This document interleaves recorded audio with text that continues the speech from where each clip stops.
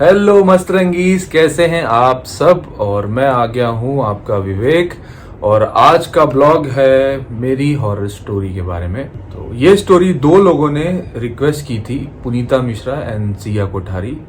और सो उन्होंने पूछा था कि मेरे बारे में कि कुछ हॉरर इंसिडेंट आप बताइए, तो मैं आज वो शेयर करने वाला हूँ आप लोगों के साथ। हॉरर में तो आप सभी का कुछ ना कुछ एक्सपीरियंस रहा ही होगा, कुछ छोटा या बड़ा, हर कोई वो लाइफ फेस किया है, हर किसी ने।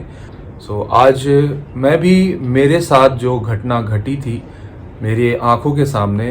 सो स्टार्ट करते हैं। जैसे कि मैंने आपको पहले भी बताया था कि फियर फाइल जब मैं शूट कर रहा था उसके दौरान मेरे साथ एक घटना घटी थी। शायद जब तक मैं जिंदा हूँ वो कभी मेरे दिमाग से, कभी मेरे दिल से कभी जाएगा नहीं। मेरा ऐसा मानना है कि मैंने अगर किसी चीज को कमिटमेंट कर दिया तो मैं जल्दी पीछे नहीं हटता।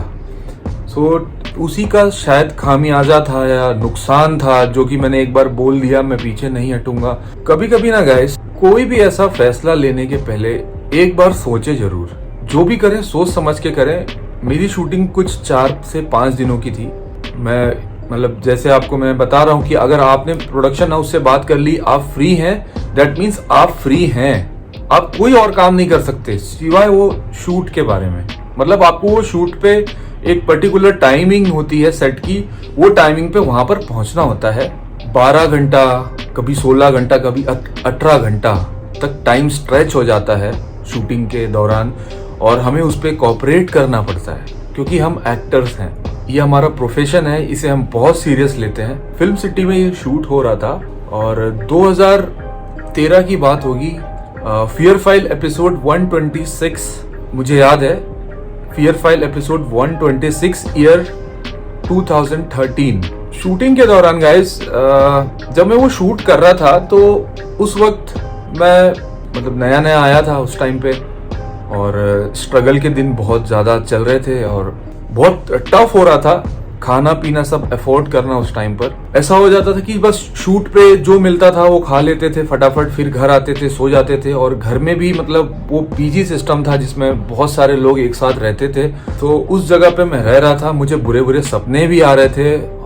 मैं समझ नहीं पा रहा था कि ऐसे सपने क्यों दिख रहे हैं मुझे दिखता था मैं पानी में डूब रहा हूँ और मुझे कोई एक बड़ी सी चील उड़ा के ले गई, मुझे कोई औरत दिखती थी। तो इस तरह की चीजें थी और मैं समझ नहीं पा रहा था।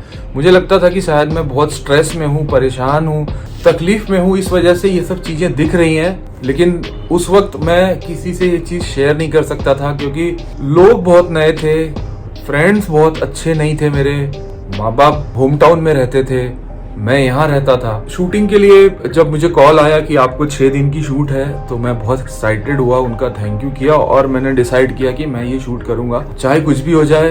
हालांकि पेमेंट बहुत कम थी, फिर भी मैंने कहा कि नहीं, मैं पेमेंट के लिए नहीं, मैं एक्टिंग के लिए करूंगा क्योंकि वो मेरा पैशन है। सो फर्स्ट डे जब शूटिंग था तो मैं गया, बहुत एक्साइटेड था। वहाँ पे डायरेक्टर को मिला, मेकअप मैन को मिला, सबको मिला, जितने लोग भी सेट पे होते हैं। उसके बाद शूटिंग का सब कुछ अच्छा चल रहा था। फिर पता नहीं क्या हुआ, मेरे पेट के राइट साइड में एक अचानक सा पेन चालू हुआ और मुझे लगा शायद मैंने बाहर से खाना खाया है, इस वजह से वो हो रहा है। पेन होता रहा, मैंने शूटिंग कंप्लीट की, मैंने किसी से कुछ कहा नहीं। नाइट को पैकअप हुआ करीबन 10 बजे और वापस सेम जो था शेड्यूल हमारा, 9 बजे सुबह आना और रात को 10 बजे जाना। तो 2 दिन कंटिन्यू चलता रहा और पेन में कोई सुधार नहीं हुआ। मेरा पेन जो था वो मतलब हो रहा था, फिर थोड़े टाइम के बाद रुक जा रहा था। तो मुझे समझ नहीं आ रहा था कि क्या हो रहा है। तो मुझे लग रहा था कि मैं ठीक हो गया हूँ, फिर थोड़े मतलब कुछ घंटों बाद वो वापस स्टार्ट हो जाता था। तो मैं समझ नहीं पा रहा था ये हो क्या रहा है। 4th डे हमारा जो शूटिंग लोकेशन था वो बहुत ही ज्यादा स्पूकी और बहुत अजीब सा माहौल था, जैसे लग रहा था कि बारिश होने वाली है। पेड़ों के नीचे घने पेड़, बहुत ही बड़ा जंगल, डरावना था एकदम। और शूट था नाइट, और आप समझ सकते हो फिल्म सिटी जहाँ इतने अंदर शूट हो रहा था, वहाँ पे शेर, चीते और तमाम कई तरह की बातें होती हैं कि वहाँ पे लोग आत्माओं को देख चुके हैं। सो मैं थोड़ा सा घबराया हुआ था उस दिन और ऊपर से शूट था फियर फाइल का। और जैसा कि मैंने आपको हर ब्लॉग में कहा है कि शूटिंग के दौरान कोई ना कोई, अगर आप हॉरर शूट करते हो तो कोई ना कोई दुर्घटना होने की चांसेस होते हैं। और उस दिन कुछ ऐसा ही हुआ मेरे साथ। रात को करीब 11, 11:15 हो रहा था। ब्रेक के टाइम पर ऐसे मतलब एक्टर्स का खाना लगा होता है, ऐसे बहुत सारे एक्टर्स वहाँ आते हैं और जो जिसको खाना होता है लेता है, अपने चेयर या अपनी कंफर्टेबल जगह पे चले जाता है। जब मैं खाना लेने के लिए अपनी वैनिटी से बाहर आया तो मैंने देखा कि सब लोगों ने अपना अपना खाना ले लिया था और अपने अपने वैनिटी या वहाँ जो भी टेंट टाइप बने थे, क्योंकि वो ओपन जंगल था, कोई रूम था नहीं, तो चले गए। फिर मेरा नंबर आया तो जब मैं खाना लाने गया तो मुझे दिखा एक लेडी है जो खड़ी हुई है उसके पास, मतलब जो खाना लगा हुआ था वहां पे खड़ी थी, उसके बाजू में एकदम बगल में खड़ी थी और मैं उसे देख भी रहा था। तो मुझे लगा कि कोई क्रू से होगा या प्रोडक्शन से होगा। मैंने खाना लिया और मैंने अपनी वैनिटी खोली, मैं अंदर गया और प्लेट को रखा और मुझे याद आया कि मैंने पानी नहीं लिया। जैसे ही मैं निकल के आया मैंने बाहर देखा, कोई नहीं था। मैं देखा जाके कि मुझे लगा शायद वो उनको बोलूंगा कि मुझे पानी चाहिए तो किसी से मंगवा सकते हैं या किसी को बोल सकते हैं कि लाके दे दीजिए, एक्टर के पास पानी नहीं है। क्योंकि जंगल था तो हम अपने आप से नहीं ला सकते थे, जब तक वो हमें पानी नहीं देंगे हम नहीं पी सकते। हम पूरे स्पॉट टीम, प्रोडक्शन टीम के ऊपर डिपेंड थे वहां पर। और जब वहां पे आया मैंने कहा ये इतनी जल्दी कहाँ जा सकती है। जब मैंने आसपास देखा तो वो मुझे नहीं दिखी। फिर मैं बस की वैनिटी की तरफ आगे की साइड गया, मुझे वहां भी नहीं दिखी। मतलब कुछ 10-15 सेकंड के बीच ये हुआ है। मैं प्लेट रख के जैसे ही बाहर आया, मुझे वो 15 सेकंड में वो कोई कहाँ जा सकता है। मैंने बगल का वैनिटी भी खटखटाया, मैंने कहा वो जो लेडी खड़ी थी वो यहाँ पे है। तो उन लोगों ने कहा यहाँ तो कोई लेडी आई नहीं। खाना वाना खाया, उसके बाद खाना वाना खाया, फिर ठीक है थोड़ा बाहर निकला। मैंने कहा थोड़ा सा टहल लेते हैं और मैं फिर टहलते हुए अपने प्रोडक्शन वाले के पास गया और मैंने उनसे पूछा कि वो लेडी थी वहां पर जो वो कहाँ है। बस के वहां पर थी, वैनिटी के लिए आप लोगों ने भेजा था। तो उन्होंने कहा कि प्रोडक्शन या स्पॉट टीम में कोई लेडी है ही नहीं। मैंने कहा ऐसे कैसे हो सकता है, मैंने उसे देखा है, मैंने एकदम सामने से उसे देखा है और वो मैं भूल ही नहीं सकता कि वो लेडी ही थी। इतना क्लियर देखा था मैंने उसे। मैंने कहा हो सकता है मेरे दिमाग का वहम हो ये। मैंने उसे एक पॉजिटिव वे में देखा। मैंने कहा होगा कोई गांव से आया हुआ होगा या किसी के साथ कोई पास का कोई रहने वाला होगा, वो आ गया होगा सेट पे। मैंने लेट गो कर दिया। 2:45 या 3 के पहले या 2:45-3 के बीच में मेरा एक शॉट था। बाइक चला के मैं मूवी देख के आ रहा हूँ। सीन ऐसा था कि मैं फिल्म देख के आ रहा हूँ अपने दोस्तों के साथ और सब अपने अपने घर चले गए थे, मैं अकेला आ रहा था। मुझे कुछ 50 मीटर तक बाइक ड्राइव करने थे। तो मुझे बाइक आज भी नहीं आती, मैं एक्टिवा चलाता हूँ, ऑटोमेटिक जो होती है, और उस समय भी नहीं आती थी। मैंने कहा 50 मीटर तो चला ही लूंगा। जब मैं वो चला रहा था तो मेरे साथ साथ ट्रॉली भी थी, वो भी कैमरा ट्रॉली होती है, वो एक चलते आपके साथ आप बाइक जब चलाते हो। मैं ध्यान दे रहा था आगे की तरफ और मैं बाइक चला रहा था। डायरेक्टर ने कहा था सीधा चलाना, कहीं नहीं देखना। मैंने कहा ठीक है सर। जब मैं बाइक चला रहा था तो मैंने उसी औरत को रोड पे इतनी तेजी से भागते हुए देखा, मेरी बाइक की तरफ आ रही थी वो, और मैं डर गया। मैंने कहा ये औरत यहाँ से कैसे आ रही है, और मैंने वो ब्रेक इमरजेंसी लगा दी और ब्रेक लगाते ही मेरी बाइक स्लिप हुई है और इतनी दूर, मतलब घसीटते हुए गया हूं मैं, और बाइक कहीं और गई, मैं जाकर एक पेड़ से टकराया। और इस बार इतना ज्यादा दर्द कि मुझे लगा शायद मैं नहीं बचूंगा, मेरे पेट में कुछ हो गया, हड्डी टूट गई, पता नहीं क्या। मैं बहुत डर गया और मैं बेहोश हो गया। सेट पे जो क्रू वाले थे वो बहुत हेल्पफुल थे, उन्होंने थोड़ा भी टाइम बर्बाद नहीं किया, फटाफट मुझे उठाया और गाड़ी में डाल के हॉस्पिटल ले गए। तब मुझे पता चला कि मेरा अपेंडिक्स बर्स्ट हुआ है। मेरे को इंजेक्शन वगैरह चढ़े हुए थे, सलाइन चढ़ी थी। मुझे बोला गया था कि कल मॉर्निंग में आपका ऑपरेशन करेंगे क्योंकि आपका अपेंडिक्स बर्स्ट हो गया है। तो मेरी दीदी उस समय मेरे पास आ चुकी थी। जब मुझे ऑपरेशन थिएटर की तरफ ले जाया जा रहा था तो मैं सेमी कॉन्शियस था। मुझे चीजें दिख तो रही थी, सुनाई तो पूरी दे रही थी, बट ना मैं कोई मूवमेंट कर पा रहा था, ना मैं किसी को कुछ बता पा रहा था, बट मैं देख सकता था। ऑपरेशन थिएटर में जब लेके गए तो मैंने देखा कि मेरे बेड के पास वही लेडी खड़ी है, सेम लेडी। कि कुछ कर नहीं सकते। अभी किसी को मैं बोलूँगा ऐसे सिचुएशन पे तो लोग बोलेंगे पागल है। सो मैं किसी से बिना कुछ कहे मैंने आराम से ऑपरेशन मेरा हुआ। डॉक्टरों ने बहुत कोऑपरेट किया और 3-4 घंटे का ऑपरेशन चला मेरे, क्योंकि अपेंडिक्स फटे हुए शायद 2 दिन हो चुके थे, डॉक्टरों का ऐसा कहना था। मेरे हिसाब से मैं 1 दिन आईसीयू में था, लेकिन मेरी बड़ी दीदी ने मुझे बताया कि तुम 2 दिन थे। जब मुझे आईसीयू में जब मुझे होश आया तो मैंने सोचा शायद मैं ठीक हो गया हूँ, मुझे चले जाना चाहिए था। तो मुझे सिस्टर ने कहा अभी बहुत रात हो गई है, आप सो जाओ, आपको मैं दवाइयाँ दे देती हूँ। वहाँ पे वो मुझे एक बार और दिखी थी। मेरे सामने एक खिड़की थी, बाहर से हल्की सी रोशनी आ रही थी। मेरे रूम में पूरा अंधेरा था, एक नाइट बल्ब जल रहा था और उस पर्दे के पास वही सेम परछाई, मतलब वही सेम औरत खड़ी थी।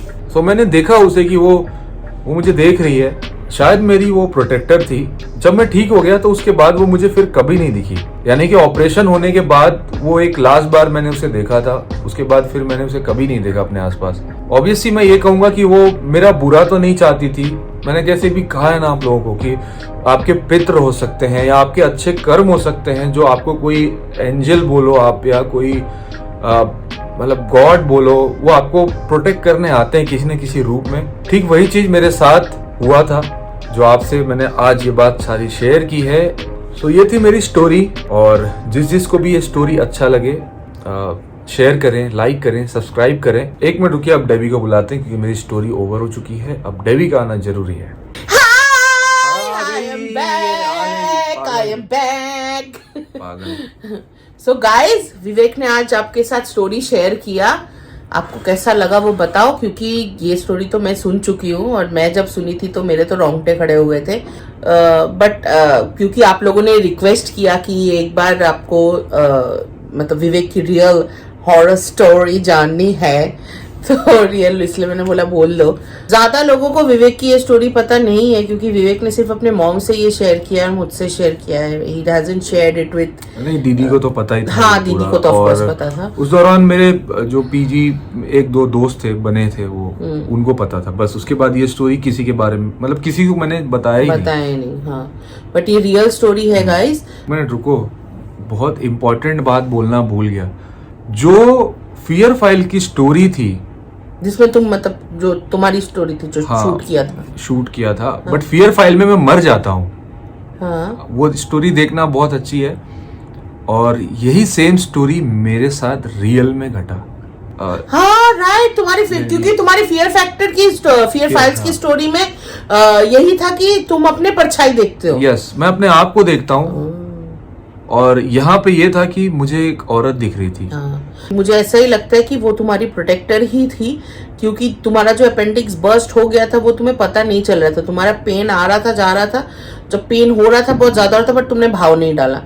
बट ये आई, तुम्हारा एक्सीडेंट हुआ, हाँ वो बुरा हुआ मानती हूँ, बट एटलीस्ट तुम्हारा ये पता चला कि अपेंडिक्स बर्स्ट हो गया, क्योंकि वो बर्स्ट होकर अंदर ही रहता तो तुम्हारा मतलब, तो वो तो बहुत अच्छी बात है कि एटलीस्ट पता चल गया। So that's a good thing. So I feel she was your protector, विवेक। वो आई थी तुम्हें प्रोटेक्ट करने, वो कोई एंजल ही रही होगी। I don't think it was a spirit. But हाँ, of course जिस circumstances में हुआ है वो काफी डरावना था और काफी स्कैरी था। So कमेंट बॉक्स में मुझे बताएं कि किस किस को स्टोरी अच्छी लगी। Yes. और क्या आप लोग के साथ भी कभी ऐसा हुआ है कि आपको कोई गार्जियन एंजल या कोई ऐसा, मतलब जैसे मेरे साथ हुआ था, जैसे मुझे कोई प्रोटेक्ट कर रहा था, ऐसा मुझे फील हुआ कि आपको कभी ऐसा फील हुआ कि आपको कोई प्रोटेक्ट कर रहा है? हाँ। या कर रहा था, कि शायद आपको स्पिरिट दिखा वो, बट एक्चुअली वो आपको प्रोटेक्ट करने आया था। क्या आपके साथ ऐसे कोई एक्सपीरियंस हुआ है? ऐसा हुआ तो आपकी कहानी आपकी जुबानी में जरूर भेजें। यस, हमें इस तरह की ही स्टोरीज चाहिए होती है। गाइस प्लीज, और रियल स्टोरी हो गाइस, रियल, क्योंकि रियल स्टोरीज के बारे में जानने में मजा आता है। हाँ। उसकी बात ही अलग होती है। हाँ। सो मैं सबसे यही कहूंगा कि प्लीज स्टोरीज बनाए ना, रियल स्टोरीज रखें। हाँ, और रियल स्टोरीज में एक्चुअली जो इमोशन आता है हाँ। वो अलग ही होता है। वो इमोशन पता चलता है कि अरे यार ये ऐसे हो गया, तो ऑफ कोर्स वो फील होता है। सो गाइज डेफिनेटली आपके स्टोरीज भेजें, और आज आई होप आपको ये व्लॉग अच्छा लगा हो और विवेक की स्टोरी जो है वो आपको अच्छा लगा हो। Real life experience. So guys, अगर आपके पास कोई रियल हॉरर बेस्ड स्टोरी है तो बट आप हमारे साथ शेयर करें, इंस्टाग्राम पे हम दोनों को फॉलो करें और यहाँ पे सिर्फ एक कमेंट कर दे कि आपके पास स्टोरी है और इंस्टाग्राम पे हमें स्टोरी भेजें। हम डेफिनेटली आपके साथ फिर कोऑर्डिनेट करके आपकी स्टोरी मंगवाएंगे और हम दिखाएंगे अपने चैनल पे आपकी कहानी आपकी जुबानी पे। सेम वे मॉम की रसोई के लिए अगर आपके पास कोई रेसिपीज है, आपके मॉम बहुत अच्छा खाना बनाती है या तो आपकी बहन बहुत अच्छा खाना बनाती है, तो आप अच्छा खाना बनाते हो, वो रेसिपीज भी हमारे साथ शेयर करें और वो रेसिपीज भी हम दिखाएंगे अपने चैनल पे। यस। सो गाइज, आज के लिए इतना ही। अगर आप पहली बार हमारे चैनल पे आए हो तो सब्सक्राइब करना ना भूलें और डेफिनेटली कमेंट करें क्योंकि आपके कमेंट्स पढ़ने में हम दोनों को बहुत Yes. सो गाइज, आज के लिए इतना ही। मिलते हैं अगले व्लॉग में। Till then